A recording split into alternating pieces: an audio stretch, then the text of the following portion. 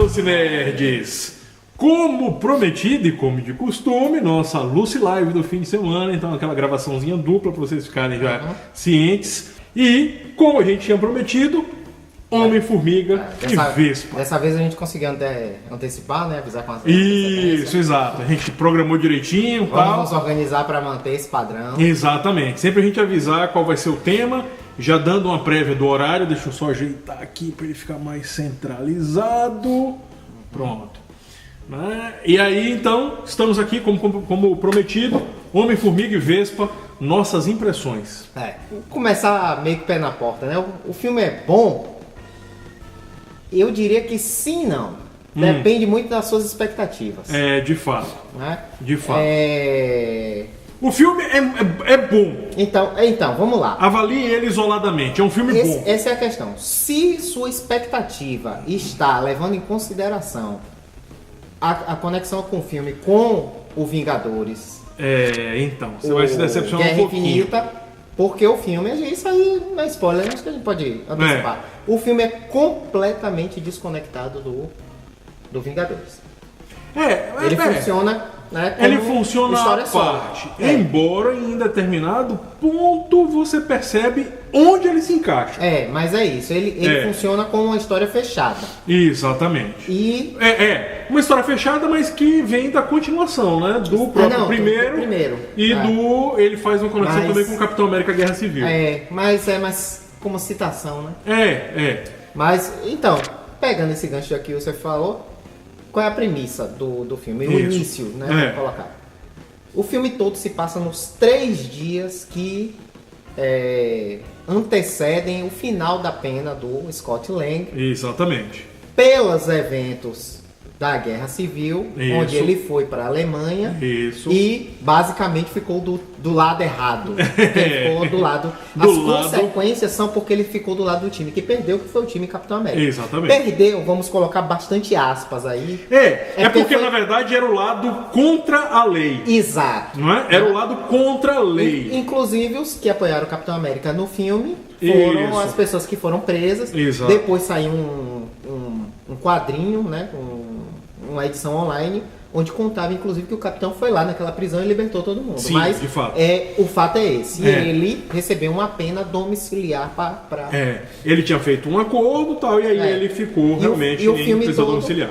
O filme todo se passa nesses 3 dias que antecedem a liberação dele lá, né? O cumprimento da pena. Para ele ir para liberdade provisória. Condicional, né? Isso, ele ficar em liberdade condicional.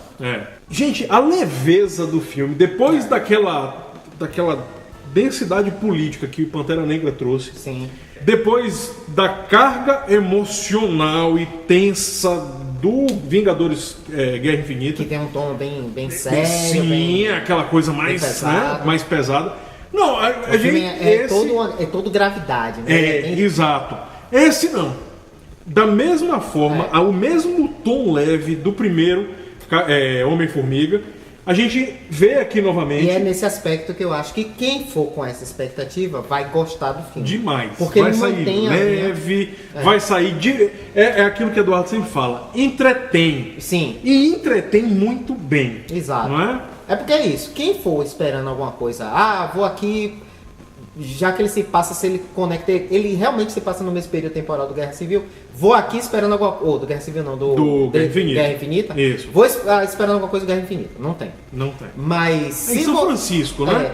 Os eventos na Terra do Guerra Infinita estão em Nova York. Agora, se você desconectar dessa expectativa... Como filme de humor, inclusive, ele funciona muito bem. Aliás... Muitíssimo bem. Funciona melhor que o Thor. Nossa senhora, o Thor Ragnarok pra mim é uma página que precisaria ser apagada ou reescrita. Talvez dos filmes do MCU, o que mais me decepcionou em todos os aspectos foi justamente o Thor Ragnarok.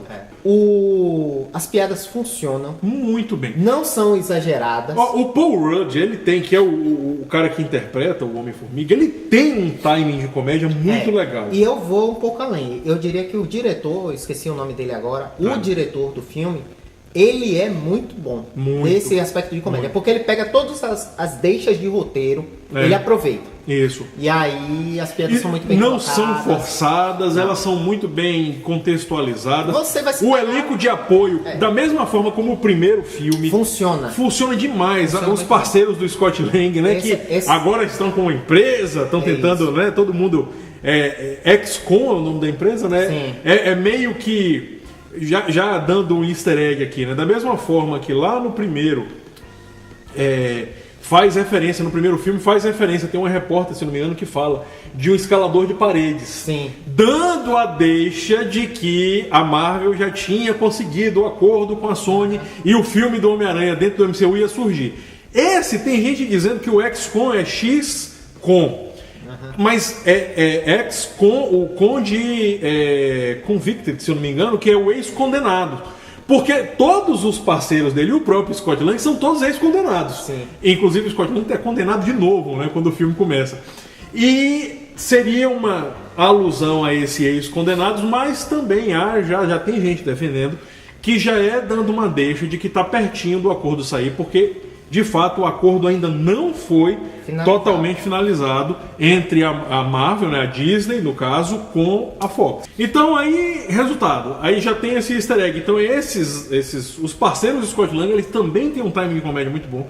O próprio Michael Douglas... Os coadjuvantes, eles são muito bem escolhidos. O Michael Douglas, ele também tem uma interação muito boa com o Paul Rudd. Sim. A Evangeline Lilly, que faz a Vespa, né, a Hope Van Dyne, também, que já vinha lá do primeiro filme.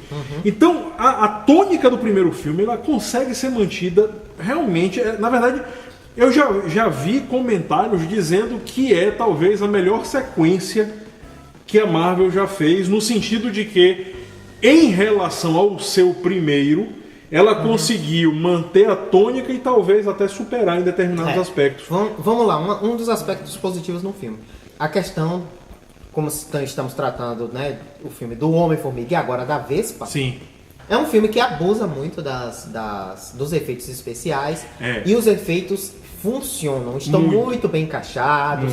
Então quem for assistir não fica aquela coisa, digamos assim, muito forçada. Inclusive, voltando à questão dos próprios atores e do diretor, certas situações envolvendo essa questão de crescer e diminuir, ele sabe aproveitar o gancho para encaixar situações cômicas ali. Então tem muita situação cômica envolvendo essa questão de aumentar e diminuir de tamanho. Inclusive, uma que saiu no trailer, que é a comparação dele com o Golias, né? Com o Golias, isso que o Golias, Quando você chegou 6,5 metros. E você? Não quero dizer, não. Vai, diga aí. Que é o personagem... 20. Que é o personagem lá do Lawrence Fishburne.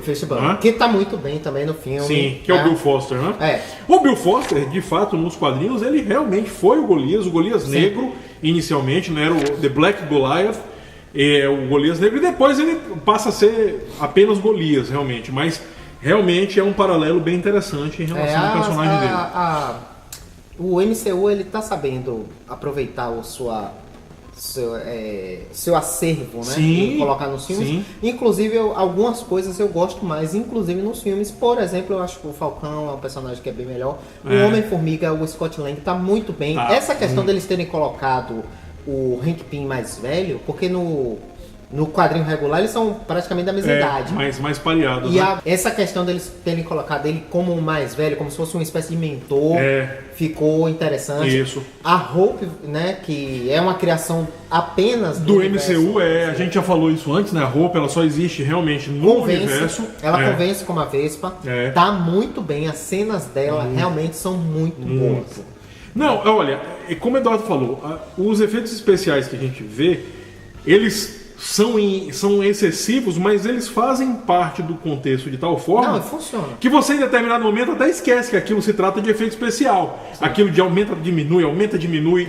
Da mesma forma como a gente viu lá no primeiro. Inclusive, eles tiveram um timing para encaixar as cenas de luta envolvendo essa questão deles da mudança de tamanho. Sim. Tá muito bem coreografado. Sim, muito bem mesmo, muito bem. Te convence. Você convence. Aliás, uma coisa que eu acho que nos próprios quadrinhos nunca foi tão bem explorada, essa questão né, da mudança de fase como incorporada ao combate. E no filme você sai convencido de que não, é isso mesmo. O filme, como era de se esperar, ele tem várias referências, mas tem um bocado de nerds aficionados aí pela internet que saíram buscando referências inclusive fora do MCU. Sim. Não é? Teve um que disse, eu confesso que eu não vi, mas teve um que disse que tem uma determinada cena, quando logo a primeira que o Lawrence Fishburne aparece, Lawrence Fishburne, pra quem não lembra, é o Morpheus, lá da trilogia do Matrix. Talvez alguns não lembrem, já tá meio datado. Então, também. Mas tá lá, e diz que no quadro, na cena que ele aparece, no quadro tá escrito Matrix. A trilha sonora tem uma banda... Parece a Hello Kitty. Pois é. Então, tem uma banda que é The Ant-Mans, né? Que seriam os Homens-Formiga. É uma banda que tem música, que é solo de guitarra lá do The Ant-Man. Eu gostei da trilha sonora. Olha, o filme, ele é muito bacana. Ele é um filme leve, divertido.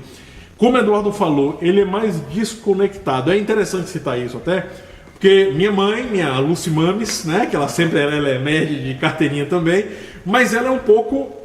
É mais difícil para ela acompanhar toda a trajetória, né, dos 18 filmes do MCU. Sim.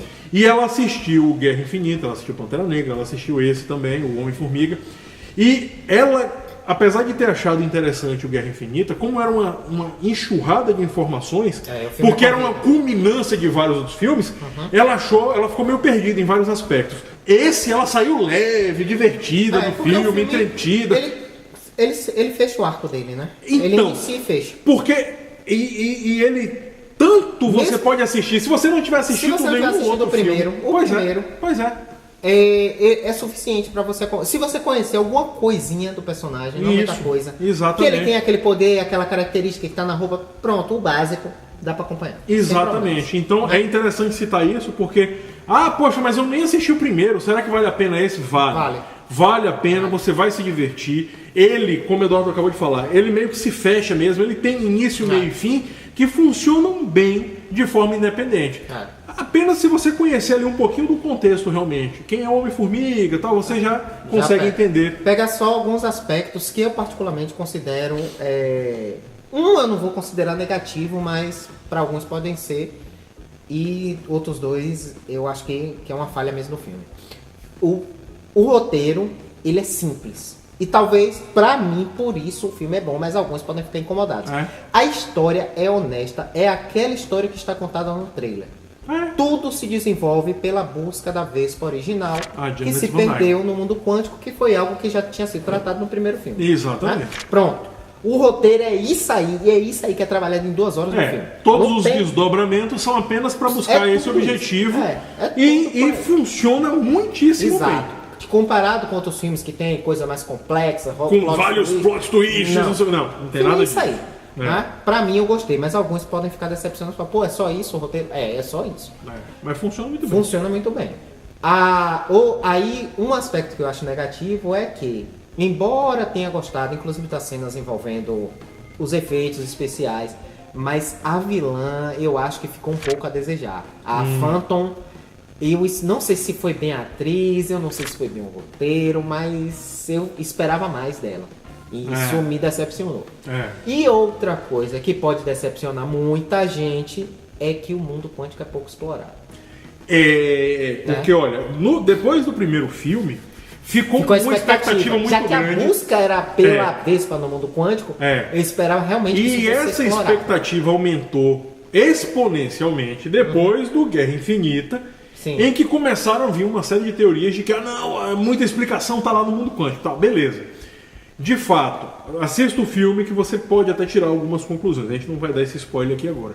Tá? Mas, de fato, a gente já tinha visto algumas impressões, mesmo sem spoiler, dizendo que uma coisa que pode decepcionar um pouco é justamente que a abordagem desse reino quântico, desse contexto... que no final das contas funciona como... uma pinceladinha mesmo. É um microverso, né, como ele é muito tratado no quadrinho. Exato. Não é? Essa dimensão paralela que seria esse microverso do mundo subatômico, de fato, ela poderia, ou pelo menos, não sei, a gente vai ver isso no futuro. Até de forma teórica eles não exploram. Isso. Não é muito, não. Explica os poderes da própria Phantom, eu achei que eles poderiam explorar mais em estar relacionada à questão do mundo quântico e eles não fizeram. Talvez é isso, né? Pra mim foi as duas decepções. Teria uma terceira que é com relação, mas é muito pontual, que é com relação aos cortes. Alguns cortes do filme eu achei muito seco. Né? E dá pra perceber que tinha alguma coisa ali que era uma cena mais extensa e que eles cortaram pra economizar tempo de filme. Não prejudica o entendimento. Essa é uma observação bem pontual de Eduardo. Né? E acontece uma vez ou outra no filme, não é no filme todo. Mas ele tem isso, ele tem uns cortes meio secos assim, e isso atrapalha um pouco. Você fala, ué, o que é que aconteceu ali no meio? Você percebe que aconteceu alguma coisa, mas que eles cortaram porque tinha que encaixar o filme num determinado intervalo temporal. Enfim. Agora, olha, pra quem conhece um pouco de quadrinho, ou pra quem conhece muito no caso, né? Depois que você assistiu o filme, se você pode colocar lá easter eggs, referências escondidas. Gente, é muita. Do mais... de repente inocente que aparece assim, tem uma referência ali. Sim, inclusive a gente tem que agradecer, fazer um agradecimento aqui ao vivo. Antari, o nosso operativo Antari lá em Ilhéus. Antari, para quem não conhece, é alucinerd tático avançado, região de Ilhéus, que é o nosso grande amigo Victor, que foi ele que providenciou a compra dos ingressos. Não haveria essa live sem ele. Exatamente, ele que providenciou a compra, não é? Ele mora lá e aí, grande amigo da gente, acompanha também o canal. Então a gente precisava fazer vida longa e próspera para Victor. Não é? Então, mas foi o que a gente falou. Ele também é fã, gosta, mas tem que ser em inglês. Mas a gente pensou, olha, só tem tu, vai tu mesmo. Pra gente conseguir ficar antenado, a gente precisa fazer. Né? Fiquem até o final. Tem 2 cenas pós-crédito. Sim. Eu já vou adiantar, porque o pessoal do Pipoquinha aqui já falou, o Omelete já falou também. Isso. Uma cena extremamente relevante pro MCU, que é a primeira. Isso. E a segunda, eles colocaram como irrelevante. Eu não achei. Não Eu só vou adiantar o seguinte, ela é desconectada da situação da primeira cena. Mas ela vale tem um valor intrínseco. Vale boas risadas. Ela tem um valor intrínseco. Vale boas risadas. Eu não me arrependi por ficar até o final. Exatamente. É porque passa muito tempo. Que essa é bem... Demora. Porque normalmente eles colocam aquela pós-créditos iniciais, que são aqueles créditos com aquela arte toda. Que, por sinal, a arte que eles utilizaram nos créditos iniciais é fantástica. Para quem gosta de maquete, miniaturas, action figures, tal, aquela coisa de cenário. Gente, é fantástico, porque é justamente brincando com a história de tamanho e tal. Então são vários bonequinhos, é fantástico. O filme faz isso o tempo todo. Exato. Inclusive, tá nos trailers, aquela questão dos carros ficarem pequenos, ficarem grandes, que nem no trailer. Sim. Aquilo ali é referência, é uma referência. Hot Wheels, os carrinhos, carrinho de metal, é tudo referência. Pois é. Olha, é um filme que vale muito a pena. Ele ajuda a entender algumas coisas do universo como um todo, embora muita gente tenha saído decepcionado porque achou que o mundo quântico seria mais bem explorado, que já viria com a explicação perfeita já do que a gente vai ter. Teve gente que estava, de repente, esperando que todas as explicações do que a gente pode esperar do MCU para 2019 viria com o Homem-Formiga. A ideia não é essa. Não é essa. Que fique claro que a ideia não é essa. Vá com expectativa de assistir um bom filme. Exatamente. Se desconecte do filme 4, só no que vem. Então, fique de boa, entendeu? Vá para se divertir e você vai dar boas risadas. Eu me peguei rindo sozinho, assim, vários momentos, assim. Então, o filme para lhe divertir mesmo. A ideia é essa. E filme leve, divertido, que vale a pena assistir. Com essas falhas pontuais que a gente já apontou, que não nem falha, são observações, né? Exato. Mas não estraga a experiência. Não, muito bom. Pode assistir. E como já foi falado, não precisa ter assistido recentemente. Mas eu nem assisti. Não precisa conhecer muito do MCU, não tá conectado. Eu acho que é por isso que ele funciona tão bem. Ele é um arco separado.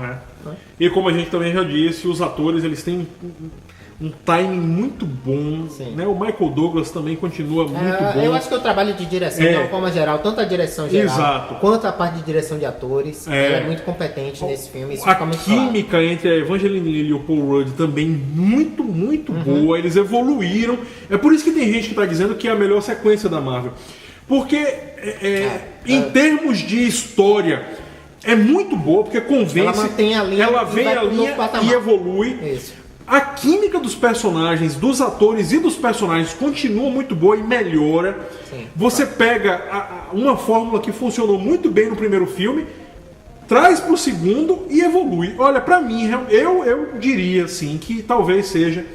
Eu não vou dizer que é a melhor, porque pra mim, Capitão América, o Soldado Invernal, continua ainda num patamar... Eu ainda acho o melhor filme do MCU. Isso. Então, ele tá num patamar, essa é a nossa humilde opinião, porque coincide... Agora, é uma linha diferente. É outra narrativa. Mas em termos de sequência, falando de sequência, eu não vou dizer que Homem-Formiga e Vespa é a melhor sequência da Marvel, porque eu ainda coloco o Capitão América e o Soldado Invernal.